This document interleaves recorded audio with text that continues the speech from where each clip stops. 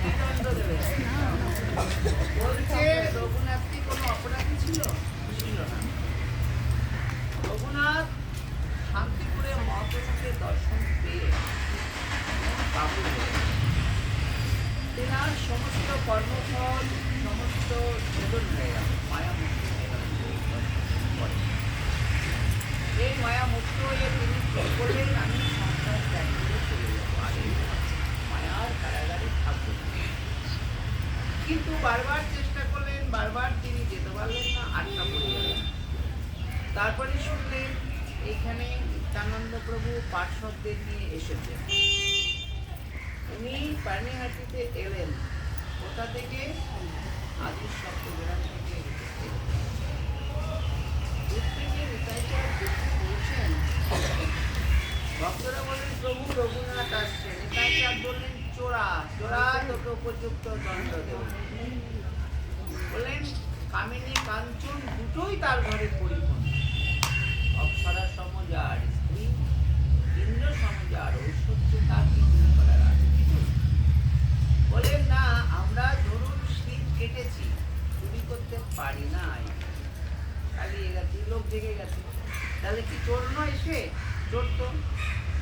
বললেন শীত কেটেছেন কিন্তু বস্তু নিতে পারেনি। বলে কি শীত কেটেছে? বলে চুরির চেষ্টা করেছে কিন্তু সাকসেস হতে পারেনি, আসলে চোরটা পাকা ছিল না। কৃষ্ণের মতো যদি পাকা চোর হতো, বলে চুরি করতে গেলে চোর হও, কৃষ্ণের কাছে ট্রেনিং নাও, কৃষ্ণের কাছে, তাহলে কৃষ্ণের কাছে আত্মসমর্পণ করে চুরি করো, তাহলে সাকসেস হবে।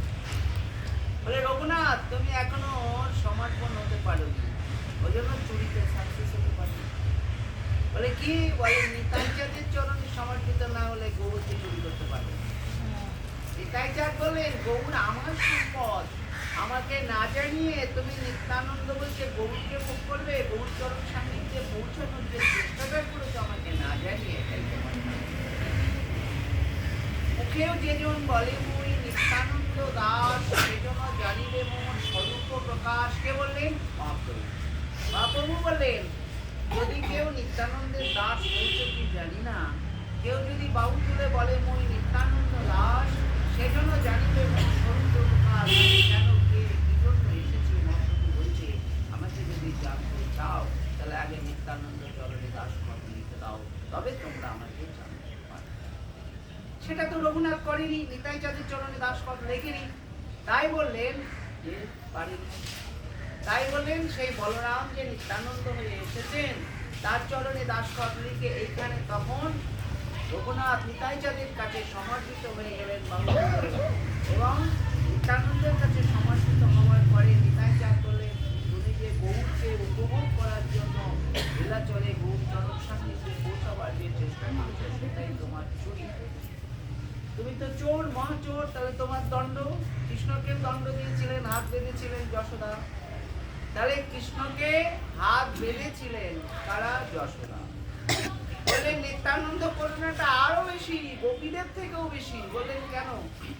বলেন তারা তো কৃষ্ণকে বেঁধেছে আর আমার নিতাই বন্ধন খুলে দিয়েছেন।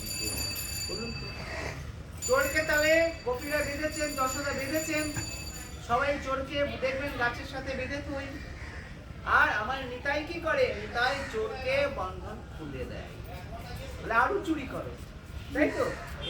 তাই নিতাই কি করলেন? বললেন তুমি দণ্ড মহোৎসব করো। এখানে চিড়ে মহোৎসব করলেন।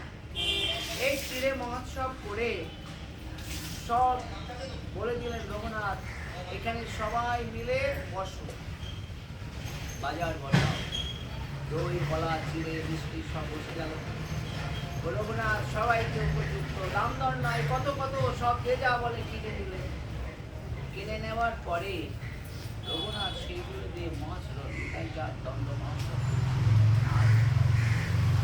দণ্ড দেওয়ার পরে বন্ধনটা খুলে দিলেন নিতাইচাঁদ, সংসার বন্ধন। দেহ স্মৃতি নাই যার, সংসার বন্ধন কাহা তার। রঘুনাথের সব ত্যাগ হয়ে গেল, রঘুনাথের বন্ধন নিতাইচাঁদ খুলে দিলেন, রঘুনাথ গৌর চরণ সান্নিধ্যে পৌঁছে গেলেন। এই হলো সেই স্থান। অতএব আমরা এখানে এসেছি সবাই নিতাইচাঁদের চরণে দাসকট লিখে দেব, কারণ ইচ্ছা করে নিজের শক্তির দ্বারা সংসার মায়ার বন্ধন ছেদন করা বড় কঠিন, কারোর ক্ষমতা নেই। যদি প্রভু কৃপা করে দিনে নিজ গুণে কৃপা করে দ্বার উন্মোচন করে দেয়, মায়ার বন্ধন ছেদন হবে সেই দিন, নামে কঠিন। অতএব সে বাবাজি হও, সাধু হও আর গৃহী হও, সকলের একটাই রাস্তা, আলাদা কিচ্ছু নেই। কি ভগবানের চরণে নিজেকে সমর্পিত হয়ে যাও, গৃহে থাকো, কর্ম করো, তোমাকে বন্ধন থেকে প্রাপ্ত হবে। আমরা এটাই কামনা করব, প্রভু যুক্তৈব মায়া, আমরা মায়ার বন্ধন থেকে আছি। মহাপ্রস্থানে যেদিন যাবো সেদিন তো মায়াকে ছেদন করে যেতে হবে, তাই তো? তাহলে মহাপ্রস্থানে মায়া ছেদন করে যেতে হবে। আমরা নিতাই কাজের কাছে এটাই প্রার্থনা করি, প্রভু তুমি নিজের মনে কৃপা করে রঘুনাথকে যেভাবে বন্ধন মোচন করেছো, আমাদের বন্ধন মোচন করে সে প্রভুর পথ জয় নিতাই।